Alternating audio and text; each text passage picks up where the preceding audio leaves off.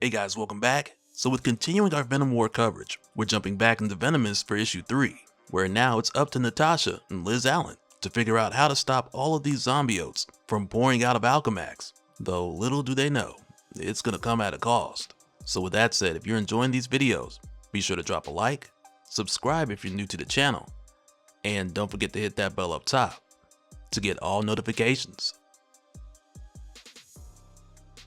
Alright, so coming back, this picks up after Flash left Liz and Natasha to make his way over to Eddie, cause around this time Flash still believed that he needed to talk some sense into him. So now this leaves Misery and Widow at what is essentially ground zero at Alchemax, where it seems like the zombiotes just keep coming, because in addition to the zombiotes that are escaping the lab, where a lot of them were already bonded to different corpses, well, those numbers only multiplied when they spread to the scientists and then the nearby civilians. So the number of zombiotes that are being produced, it's getting out of control. So for a moment here, Natasha feels a bit overwhelmed about it, but fortunately for her, Liz Allen's also here. And much like Flash, Liz has the ability to cure zombiotes as well. And I mean, if the person inside was alive to begin with, cause in that case she can use her anti-venom to free them. But if that zombiote only has a corpse inside, then in that case she'll just resort to carnage, since her symbiote is a hybrid of the two. But at this rate, if they're just trying to fight all of them, as more people are being turned and more zombiotes are coming in, the few people they're able to save, they're just gonna get turned again by the overwhelming numbers that are coming. So Natasha tells Liz they've got to find a way to heal them all at once. So Liz lets her know if they can get them all in one place,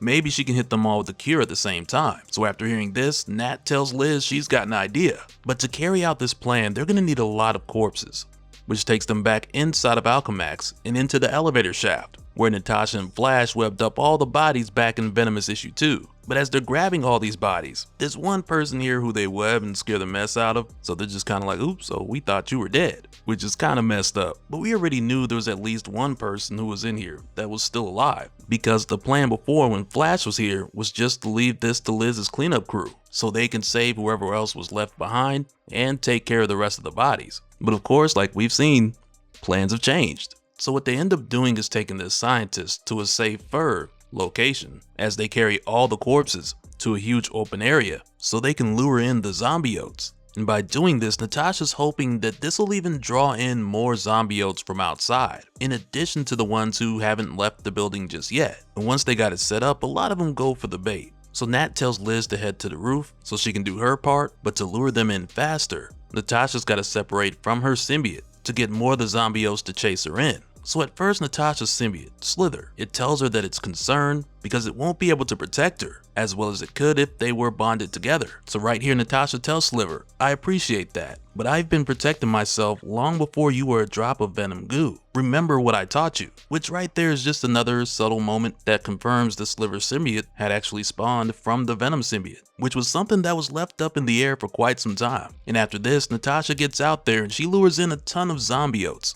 But at the same time, she's thinking to herself like, you know what? This will be a lot easier with that symbiote. And it's not even like Natasha's lost a step or anything like that, because her and Sliver had pulled off this move before. Whether it was so they could separate, knock out two objectives, and come back together, Natasha's recently had moments like this that remind her what it's like to move on her own. And even though she's still very capable, she can't help but to notice the difference. And after luring in a ton of zombiotes, Widow calls for Sliver so they can join back up, only to find out that Sliver has been infected by the other zombiotes. And up to this point, Natasha didn't even know this was possible. And from the looks of things, Sliver got caught slipping as soon as they separated. So it wasn't even like Natasha had an opportunity to stop this from happening. Meanwhile, when we go back to Liz, who's now made her way to the rooftop, only to find more zombiotes up there, which now creates the problem where Liz needs to clear the roof so she can do her part. And with this happening, it creates a scenario now where on both ends, Nat and Liz, they find themselves deviating from the plan. Where on one hand with Liz, she's handling it quite well, while down below with Natasha, as she's trying to talk sense to her symbiote, Sliver, she eventually gets webbed up and pinned down. And I'm convinced had this happened under slightly different circumstances, like if Natasha wasn't trying to reason with the symbiote this whole time, she probably wouldn't have found herself caught up here. But because she was, zombiote infected Sliver now has the upper hand. And the reason why Natasha's been trying to reason with her symbiote is because she believes Sliver can still hear her in there. Because if it wanted to kill her, she believes that Sliver would have done it by now. So in this moment, she tells her symbiote to fight the Symbiote and pull its way through. She tells Sliver, "You can fight this. Remember who you are." Meanwhile, when we head back up to the rooftop, it's here where we find out what Liz was supposed to do, because the next thing we see is her head to the fire suppression system and replace the fire suppression foam with her anti-venom so she can distribute it to the Symbiotes below. And mind you, at this point, Liz doesn't know that Sliver has been infected. And I mean, even if she did, I'm not really sure how she would handle that, though I'm sure she would have a much better chance than Flash at trying. But nonetheless, while Nat's here trying to speak sense into Sliver, the symbiote eventually pulls through and it calls her name just before the anti-venom infused sprinklers come on, destroying every symbiote in the room. And I gotta tell you, it makes for a really sad moment, because for the past year, Natasha and Sliver had been through a lot. And again, when it comes down to the Venom symbiote family, much like we talked about with Dylan before, being the son of the Venom symbiote, as well as a sibling to Sleeper, Carnage, and Toxin. Back when Dylan first showed up, I was always like, I'd like to see somebody acknowledge this. And over time, we got that. So now that the Sliver symbiote's gone, I'm hoping that it's not something that's just gone and forgotten, especially after we saw how skeptical Dylan was about Natasha even being a host for this newborn symbiote. So yeah, now that Sliver's gone, Natasha, she's not able to mourn the symbiote just yet, because in the here and now, she still needs to help these people who were recently freed from the Symbiotes. So that's what she does next. And not long after that, when Liz makes her way down from the roof, she asks Nat if she's okay, and Natasha tells her that Sliver's gone. So Liz gives Nat her condolences, and she takes full accountability for all of this. And she tells Nat, going forward, she's going to be the leader that Alchemax needs right now, which of course means that she's going to have to answer to a lot of this.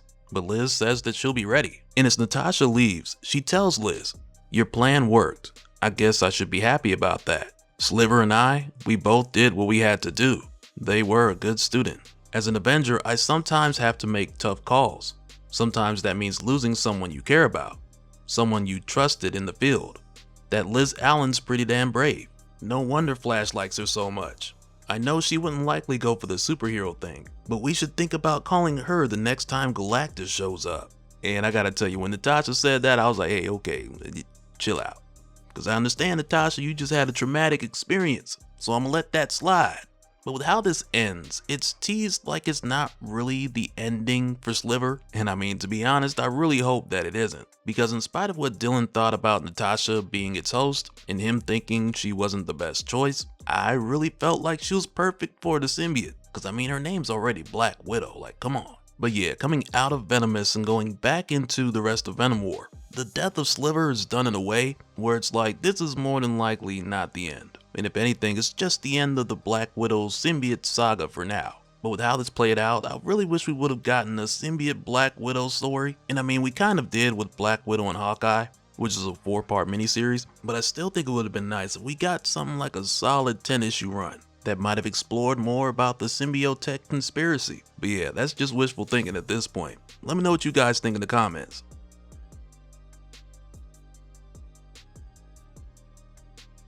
And so now real quick, I want to give a special shout out to all the patrons. Thank you guys for all of your support. And for anyone who's new here, who wants more information on how to support the channel, I got a link below where you can go to patreon.com/dopespill. But that'll do it for this one, guys. Let me know your thoughts down in the comments below, and we'll do it again on the next one. Alright, later.